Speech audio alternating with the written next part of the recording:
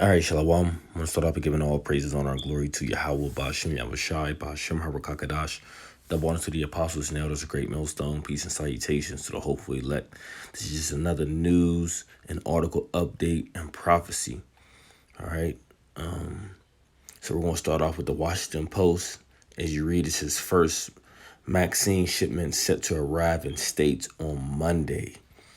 Hospitals that had spent months preparing to administer a vaccine against a virus that in the United States, or a virus that has killed more than 295,000 people in the United States, will begin receiving shipments of the shots on Monday. U.S. officials said Saturday morning, comparing the start of distribution to the Allied invasion of Normandy in June 1944.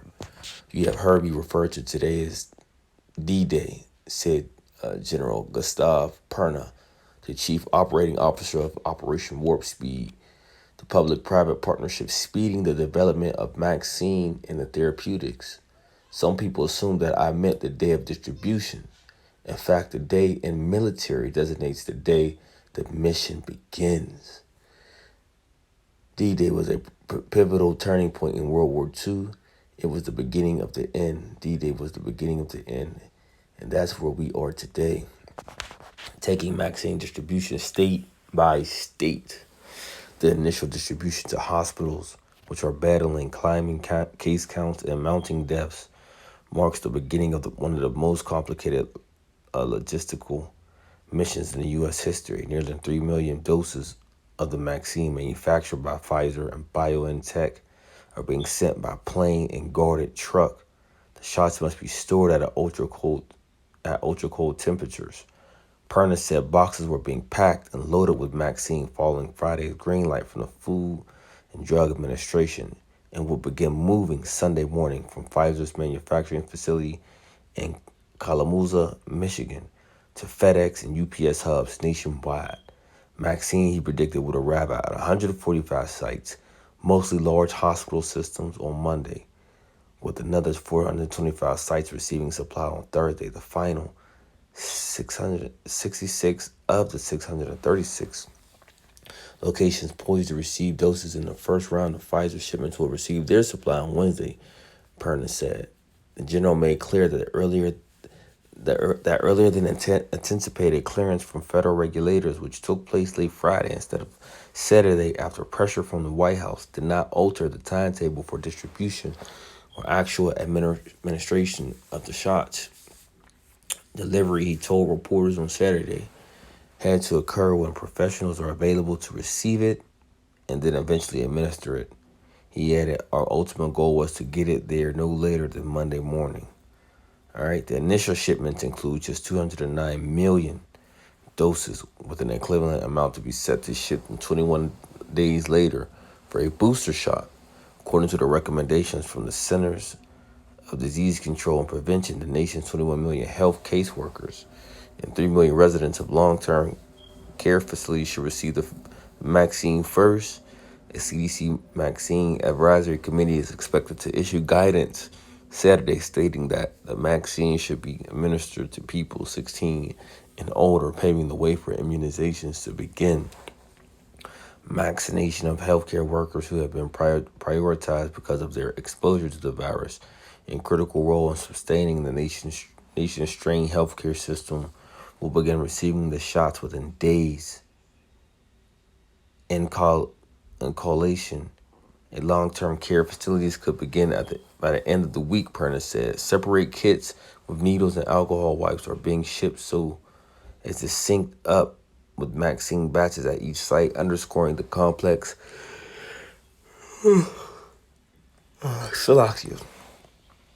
choreography of the operation.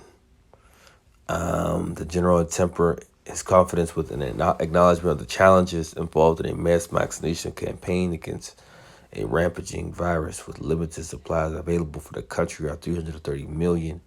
We know that the road ahead of us will be tough, Perna said. And there's a lot more in this article that you can come here and read for yourself. Right, from the Washington Post. You could just type in the title, you know what I'm saying? The Crown Royal 19. But you see, this thing is on the way.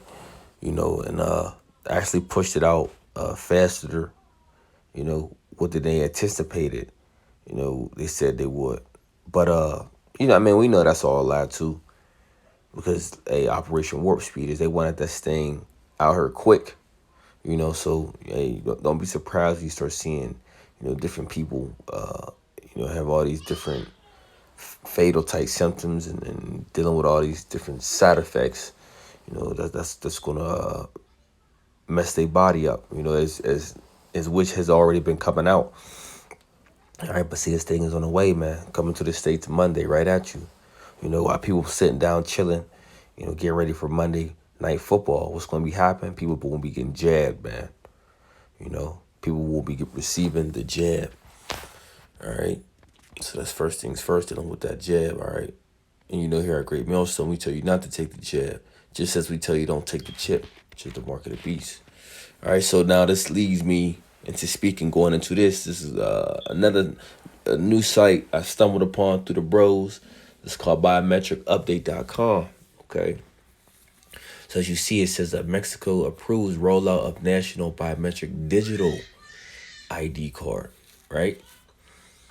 It says the Chamber of Deputies in Mexico has approved the creation of the new general law on population, human mobility, and interculturality, paving the way for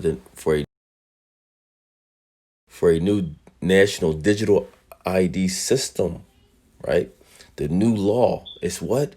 The new law. You see, so they're putting these different things in place, but these are what? Laws.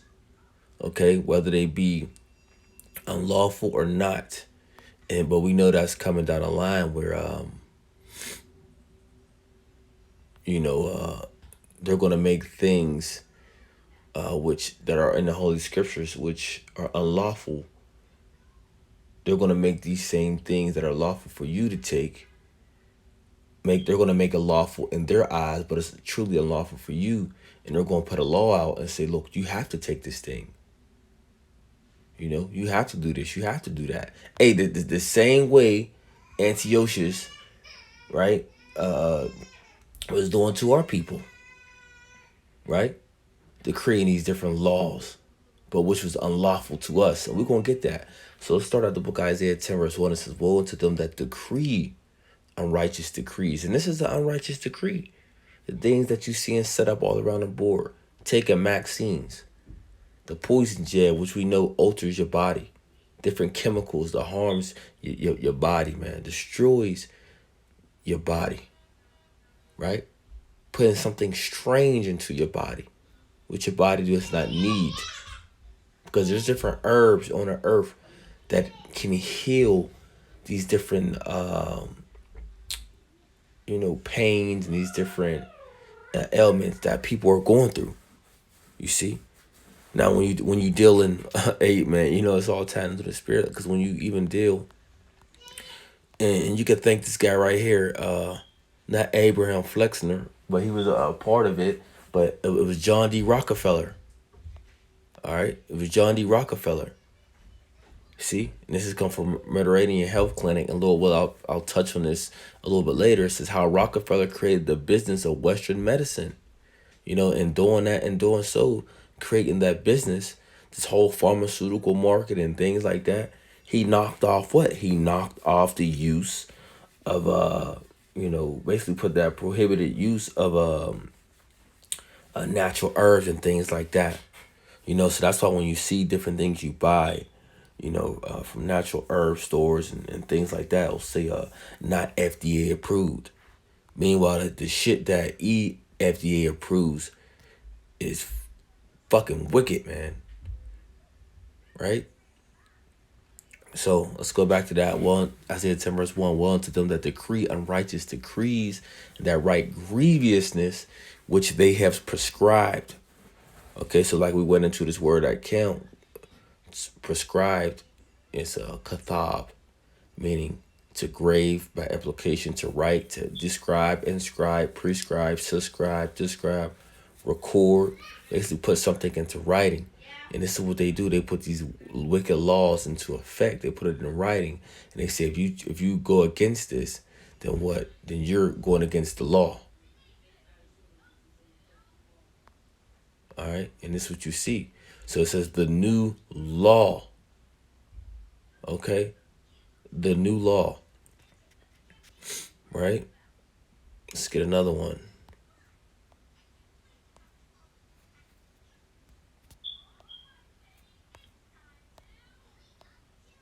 It's the book of Daniel 7 verse 25. It says, and he shall speak great words against the Most High, and shall wear out the saints of the Most High, and think to change times and laws. Right? That he should change times and laws. And they should be given to his hand until a time and a time and a times and a dividing of times. Okay? There's another one that I actually wanted to get. And this is what he's doing, man. You know, changing the laws. Okay, changing the times. Ultimately, his goal, a lot of his goals is on wearing out the saints. You know, but this is what I want. Daniel 8 verse 25. And though his policy, check that out. Though his policy, let's go get that in the concordance. Right? Daniel 8 verse 25. And through his policy also he shall cause craft to prosper in his hand. Right? So going to that policy is Wekel. You know, it says intelligent, by implication, success, discretion, his knowledge, his prudence, his understanding, his wisdom. And so that's his sense. Yeah, that's the definition of popping up for policy. So through his policy, through his wisdom also, he shall cause craft to prosper. You see? So and like see, E does a diligent search. Okay. E does a diligent search. Now when you type in the definition of policy,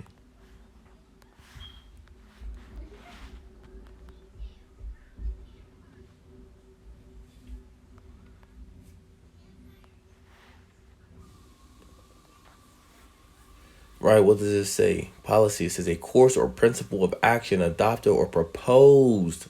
See? Policy that is proposed by a government, party, a business, or individual, right? But then it goes into, like it's backing up what the scripture says, a prudent or expedient conduct or action, a course of policy and wisdom. Okay? So there you have it. Okay, and this is being proposed by Esau, man. So and through his policy, also he shall cause craft to prosper in his hand. And this is what he is doing. Okay? This is exactly what he is doing. And he shall magnify himself in his heart, and by peace shall destroy many. And that's how he coming. Right? He is this proud spirit, but by peace, by the smoothness of his tongue. Because he's a fork-tongued devil. So the scripture tell you by what? And by peace shall destroy many. And it's, hey, that's how he's doing it, man. He's doing it through peace. He's not doing it through violence. Okay? This is how he's getting over, by speaking the tongue of peace. This is how he's winning people over. But really, in his heart, he's imagining how he can overthrow you. Okay? It's easier to get you gain people by speaking peace into them. Right? You don't gain them by speaking in rage or speaking by violence. You win them on to you by speaking peace and promising them things, you know. But then in the back of your mind, you know what's coming down the line. You know in your mind. It says he shall also stand up against the prince of princes, but he shall be broken without hands. You know what? That leads me to go get this real fast.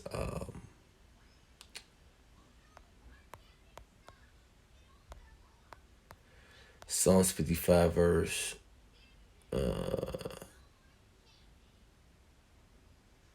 Oh shit. Let's read that. Psalms 55 verse 11. Wickedness is in the midst thereof, right? Wickedness is all through the midst of America, Babylon the Great. Deceit, that deception, and guile, depart not from her streets. You see. And see, we all know it's all over in the streets of Babylon the Great, man. Straight witchcraft and deception. All right, it's the book of Psalms 55 verse 20 says, he hath put forth his hands against such as be at peace with him. He hath broken his covenant. The words of his mouth were smoother than butter, but war was in his heart. His words were softer than oil, yet they were drawn swords. Okay, so hey, when we talk about through peace he shall destroy many, that's how he coming. See, with his smooth words, but his plan is really to overthrow you. See, that's how he comes. So it says the new law, which passed with 426 votes in favor, three abstentions, and one against, will enable the Ministry of the Interior to create a database of Mexicans, including biometrics. You see, so they're trying to, because eventually they want everyone to be set up, digitally, to be on a digital grid. You know, makes things easier for them. Just make things easier for them to track you and know a lot of different things within just one go. One go or one thumbprint, one swipe. You know, they want to know everything. They want to have everything done or known at one time. You see. It says Cedula Unica, the entidad and then to the and then to I can't even pronounce this law. Digital will be also created, will become the official identification document for all Mexicans. The new digital ID will be issued by the Mexican Se- Secretariat for Home Affairs to the entire population of the country, as well as to the Mexicans residing abroad. Citizens will be able to exhibit the document either in a physical format or through electronic devices. The cedula will be free and will contain citizens' names, surnames, date of birth, place of birth, nationality, and biometric data, together with a unique population registration key, a CURP number. According to the Yucatan Times, the new digital ID will also contain information related to the certificate number of disability, where applicable, and self-inscription as a member of the indigenous people of Africa, Afro-Mexican population. Representative Cesar Augustin Fernandez Perez Morena said Cedula will enable the government to address demographic changes, morality, fertility, and international migration. The socio-demographic information and statistics will help lawmakers formulate public policies in the best interest of the country. Morena added, the Cedula Unica de into the Denta digital will currently not replace voters' cards or passports. And this is what they say. Right, this is what they say. Mexico is currently adopting biometric applications at an increasingly rapid rate. In August, for example, Santander, Mexico rolled out integrated biometrics fingerprint scanners to register millions of customers. In the same month, and Vixium formed a distribution partnership with Sayasa to bring biometric access control products to the Mexican market. So you see how they coming, man. This is all going digital, man. The way of cash, the way of things on paper, all that shit is about to be out. Right? Everything's about to be digital. The whole digital system is about to be set up in full force. All right, so I just wanted to touch on that article through the spirit. There's some more, down here as you see is a related post. All right, the Ukrainian IDs go digital.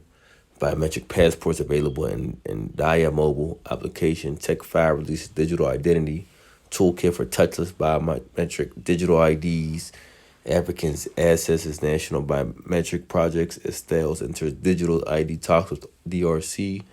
Argentina selects HID Global to power national digital identity. MobiQuity adds Jumio's biometric identity verification to secure digital onboarding, and dual function cards developed for biometric access control digital identity payments. So, Lord willing, I'm going to go into these a little bit later as well through the spirit. But as you see, right, everybody's going, hey, this is the wave. Right, this is the wave, and they're going to push that. You either get with the program or you get roll over. Hey, that's how they coming. So yeah, and day Lord will was that a fine. Till next time, I'm going to say shalom.